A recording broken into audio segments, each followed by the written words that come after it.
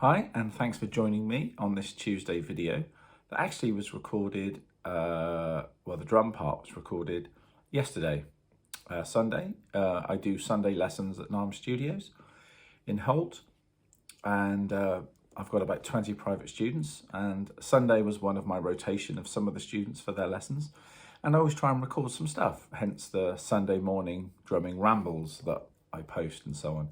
So in a way, this is kind of a Sunday morning drumming ramble, but focused just on the snare drum, because I went to Drumattic in Frome last week or the week before, and was looking for a 6.5 steel shell snare drum to use in the studio. And of course he had some, Ludwigs there and Tarmers, all the usual kind of things. And of course, at any point I could get a DW. And actually I do have one at a studio in Swindon, Earthworm Studio. And it's the 14x6 and a bit, I think, and it's sort of in a black chrome. I can't think of the name of it, but it's a wonderful snare drum, but I kind of leave it at John's studio. So a lot of the time I don't have that size of shell covered when I'm doing recordings. I've got my Ludwig 400 down there, but sometimes you just need that extra bit on the shell just to give you a bit more ring, a bit of a deeper sound, and give you sort of more options to play with. And then this snare drum come up on the rack, which had a very comedy name. And I just thought, well, and it's from the 1980s, and I thought it's a wild card. The name is bizarre, kind of daft. That time period, the 80s, I've got no snares from that period of time. So I took it off the rack, put it on the stand rack, and it sounded really good.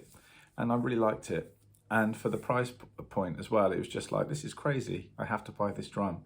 So this is a little demonstration of me playing that drum, and also just enjoying playing the snare drum. I haven't played that kind of rudimental Joe Morello, Buddy Rich-esque, trying to be influenced by that anyway, style solo for a long time. So to sit down and just put the camera on and think, right, I'm just going to go for it. I had 10 minutes before John was going to show up, my first student, and I thought, I'm just going to play, get the camera angle right.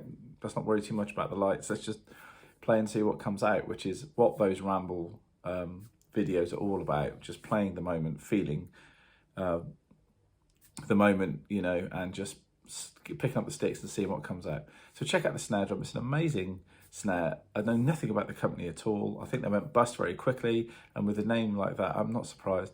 But the drum itself is absolutely fabulous, and it just reminded me that sometimes you can think of all the big brand names and think, right, I'm going to go and get this. I'm going to pick up this. This is what's good. This is what sounds good.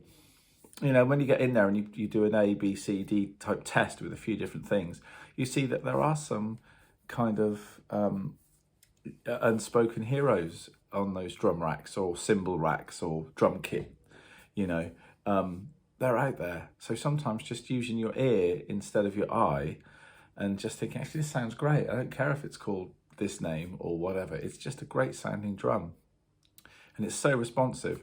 So you'll see me playing all the rudimental stuff on there that I do, some little stick tricks, go onto the rims and things like that. Just having fun with the snare drum like a kid in a candy shop.